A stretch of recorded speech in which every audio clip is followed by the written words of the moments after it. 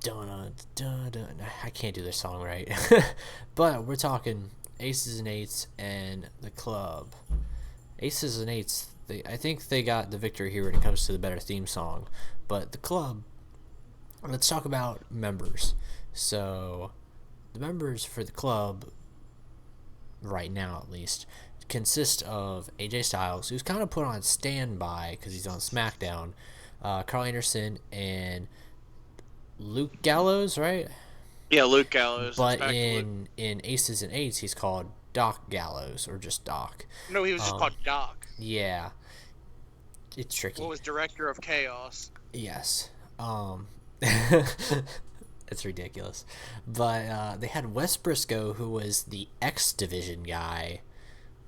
All right. They also had Garrett Bischoff, who was the X Division guy. Now, I liked Garrett Bischoff a lot more as the X Division guy, and I liked him more as his role in the group, story-wise. Briscoe was okay. Briscoe, I feel like he could have been, like, he just couldn't talk. If he could have talked, I feel like he could have been an underrated, like, upper main eventer. Yeah, if he could have really talked, I think he really would have got hyped. They had Nux, would go on to do stuff with the Menagerie, Mike Knox from WWE also. And then the three main people, which was Mr. Anderson, right? Yeah. Bully Ray, and Devon. I think that's everybody for and D'Lo Brown. Oh yeah, D'Lo Brown, but yeah. Which I still don't understand. That one was the one reveal, and like the Evilise as the female also. Yeah, and Taz too. Oh, Taz. Okay, so there's this point where Aces and Eights got a little bit ridiculous, and they kind of had too many members. But that's the same thing with like the NWO. Like that was like with the D'Lo thing. Like when they revealed D'Lo as a member, I was just like, what? It's like the NWO thing. It was just slowly going downhill. But that's why like it had Hogan's fingerprints all over it as an idea. And you could tell.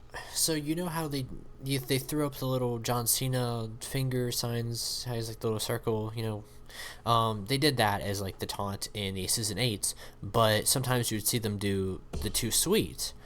And the point of this video is to say why Aces and Eights and the club are more alike than what they get credit. Most people want to look at. Yes, because I think Aces and Eights was a really great, appreciated concept in TNA that during a bad time.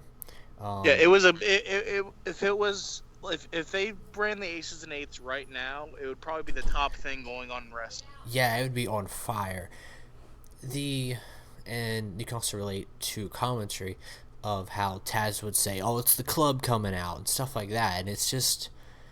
The fact that they had their own heel commentator was great, but they were also being referred to as the club, which, the club years later, 4 years later, is consisting of one of their former members, and then Carl Anderson, AJ Styles, a part of that other extension of the Bullet Club, because you think... Which, remember when the Aces and Eights tried to get AJ?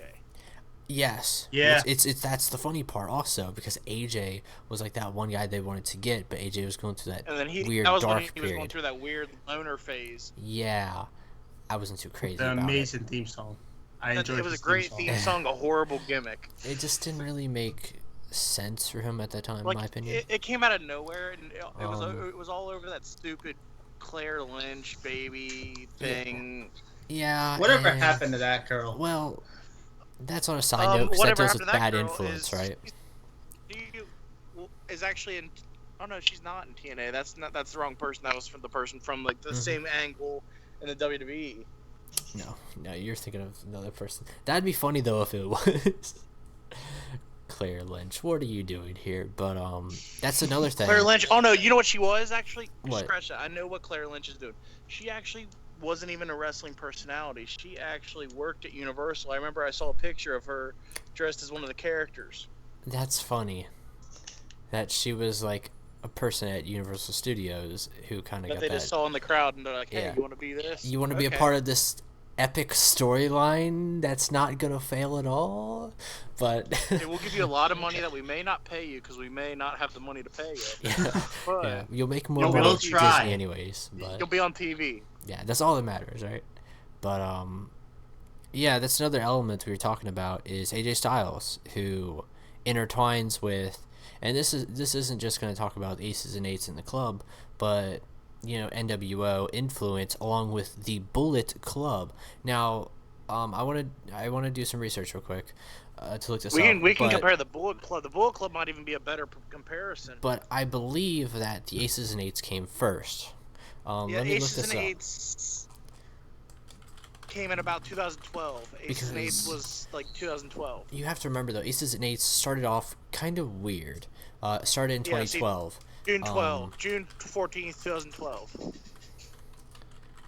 Bullet Club was founded in 2013. And they started in 2013. Exactly. And to recap a little bit, Bullet Club didn't exactly have the same-ish introduction, and neither did the club, because I think the aces and eights, and we could even freaking relate this to Nexus also now, and that, because they just came in attacking people immediately. Exactly. And it wasn't like, we're young guys, we're disgruntled, we're gonna beat up people. It was like, we have masks on. It was a gang mentality. We're a biker gang. Like that. Yeah, you're exactly. The gang mentality of just go in there, beat people up, and we'll get to the giant heist. The first person they attacked was Sting when he got announced for the Hall of Fame. I exactly. I loved Aces and Eights for the sole fact that for like maybe the whole first 2 months, 3 months almost, we didn't know who they were. There were no like the unmaskings were always like exciting, even though like they ended up flat because no offense, no one wants to see it's Nux. Wes Briscoe. It's Nux. Well, the thing about it is it got very predictable, and I'll be honest with you, I'm not trying to like because I don't read spoilers on that stuff because I like to be surprised. Yeah. But like we would be sitting there, and I was in college at the time in the dorm. And I'd be like, that guy's in the aces and eights. I'll tell you that right now. And then he'd get revealed 3 weeks later. The other great element to the story of the aces and eights is that mystery leader of, after all this time, we had the Bully Ray wedding, all right? He gets beat up. The cinder block, which wasn't a cinder block or whatever. Which wasn't a cinder block. Hits him. It was styrofoam. Yeah. Then there's the fact of like, Bully Ray was going to blame it on James Storm, who was a great fall guy, phenomenal fall guy, because if you think about it, the cowboy, the biker gang, click them together. Great fall guy. Yeah, they're continuing to look at that. There's a bunch of bottles. And it's sad because this is in a time period where TNA's not doing good. I mean, this is the Hogan era of where they're decent, but then they're doing really bad, but then stuff is still interesting. But behind the scenes, it's not good. Yeah, behind the scenes, because people are leaving. If you look behind and the coming scenes, back. you can see like this is why TNA is in the state that they're in currently, as it pertains to their finances. I blame Hogan. Like I flat out blame them hiring Hogan, Bischoff, and Flair at once. They had money before Bischoff and Hogan came in. But they spent a lot of money. They had a decent amount. They spent a lot of money just bringing those two in and then bringing all their friends in. Exactly, because once they got Hogan in and once they got Bischoff in, it was like, you know what? We're going to go get the rest of the outsiders in. So, Nash, no. Let me clarify something. No, that wasn't. Nash and Scott Hall were already there, right? And then and Scott. No, it was Nash and Sean Waltman. Yeah. So they were already there, but then in comes Hogan and all them, and he's like, "We're not gonna do it like that old company. We're gonna do it our way." So there's that. But let's go back and touch on why they're so much similar in ways. Of course, the club doesn't have much story to them right now. They're kind of comedic, which is sad at the current state. Aside from when they first debuted, they were like a big threat. Yeah, like even AJ Styles right now is like comedic on SmackDown. So the entire club is comedic. That's the thing is, it's not. It doesn't sound as serious as it could. Yes, but we could also relate them to the actual Bullet Club, which is much more serious with Devitt, who's Finn Balor. For life, the Young Bucks. I mean, like now with the Bullet Club, though, like think about it. You got Adam Cole, who's kind of comedic. Adam Yeah. Page, named Hangman Page. Yeah, you got Adam Page, whose gimmick is not very funny. It's not funny, but like True. The the Bucks. way. And then you got the Bucks, who are pretty comedic, but they're still like you still take them seriously. Yeah. I don't take them seriously. I'm Now, not gonna. the most interesting element to the modern day Bullet Club, because the Bullet Club you can cut it in half, like straight. You can. Well, actually, I think you could chop it up in three dimensions. You have Yeah, the you can chop up the Devitt. Bullet Club as long as you don't do it on day one. Well, I'm talking about you have the Devitt era, you have the Styles era, and you have the Adam Cole era we're in right now, which is kind of similar, to the NWO of how like they were kind of split up. But the Bullet Club kind of stuck together up until they collided with each other, with Anderson and Bully Ray. Of course, we saw how that ended. It ended really badly, sadly. Yeah, it just kind of but- ended abruptly because like everyone started getting taken out because they probably had to start releasing some of these guys. Yeah. Yeah, Briscoe and Garrett. Now, I'm going to definitely. say Garrett Bischoff was a really bad one to let go of, because I think out of that group, he was the one that really could have been made a star. And I think he's the one who I think he quit wrestling altogether after that. Yep.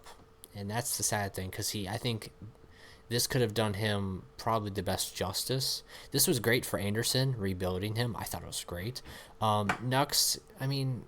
I didn't Nux- like. Nux No, was the thing okay. is they regressed on Nux because they had a chance to make Nux really cool, but then they regressed on him because if you Oh. remember before the menagerie, they Yes. ran those They- vignettes where he was at the bar and whatnot, Mm-hmm. and you thought, oh, he's gonna come back as maybe just like a Biker. something similar to James Storm, maybe just a regular The biker on his own cowboy. and whatnot. Nux. Yeah. But like you thought he was gonna come back with something serious, Mhm. and then he comes back with a circus. Don't forget about the monkey in the room, Doc. Well, Doc is... See, this is the thing. Luke Gallows, Doc Gallows, Joe Hankinson, all of his names. He is the most interesting one because he is He's- literally like the Kevin Nash of this situation, but at the same time, he's his own entity because he's been in the Bullet Club. Actually, I think he's been in all versions of the Bullet Club, right? Up until... you know, Yeah, that I don't Kenny know about Omega... Devitt. Was he in the I Devitt? don't know about the original, but I Let me think he see. came in later in the original because I think the original was just like Balor. He was I joined think by the end Carl of the year. Anderson. So by the end of the year, he was. Okay. Then of course he's a part of the club also, but. And then who Let's else? see, is Who it else we are got? any of the aces and eights still with TNA? That's the thing. I don't think a single one is still with them Like, right is now. is D'Lo Bully, still Devon backstage? West, D'Lo Garrett, might be Doc. D'Lo might be backstage, but that's. Yeah, throw no, none of dice. them are none of them are on camera with TNA still. I was gonna, And- and D'Lo's I think the only one that's still under And contract. it's kind of sad because if you think about it, Mr. Anderson had a great thing going for him, but of course we saw, how that ended. What Yeah. happened with him in general? Something with drugs, sadly. Like, I think that's what killed him in the WWE too. yeah. Yeah. No, was it? Yeah. I Yeah, I it think Yeah, was. so. it was roids. I think I don't know if it was drugs or if it was roids. I don't know. I think it was drugs because I don't picture him on steroids. That's a sad thing though, because I think out of the group, sadly he had the long-term success. I mean, Bully Ray was good, but will we ever see a Bully Ray adaptation ever again? I mean, has anyone heard news on Bully Ray and Devon after they retired from WWE though? Like, Devon is working backstage with WWE. I don't know what Bully Ray is doing. So that's kind of sad. But yeah, I just hope that the club doesn't have a bad ending like, the Aces and Eights did, because Aces and Eights, fantastic concept, and you can even see where they're taking the stuff from the Aces and Eights and putting it in the club, but then they're also adding that Japanese element of the Bullet Club. So it's just really interesting, and I think wrestling needs something like the Aces and Eights, because it was a great concept. Maybe had too many members coming near the end, especially. No, the thing about it is the mystery. Like it's the thing I like about a group is the mystery of that. You didn't know who any of these guys were. I mean, like looking at that, you can see that's obviously Wes Briscoe. I don't know how no one picked him out of the lineup. Well, it's because people don't really know Wes Briscoe, though. That's the thing. Yeah, that's the thing. Like- But once you, well, he was introduced on television too, and like he was still like introduced as like Kurt Angle's friend and running around as Kurt Angle's like little buddy, like while this whole thing is going on, and you don't even look at it like, hey, why doesn't anyone point a finger at this guy? Another thing is the Death Count Council. Now, it hasn't happened yet, so we're not really going to spoil it for you, but Oh, I was gonna say I love it. that's Just the first segment. That looks like a great concept, and it looks like It's the mystery thing. honest, I'm telling you, that's that a mystery real thing, yeah. It's a real hidden. It's a thing that like gets very overlooked. now we is know the, about the, it. the aspect of mystery. We know about it. We know who's behind the mask. The thing I have is, no clue. the thing is, you'll be surprised.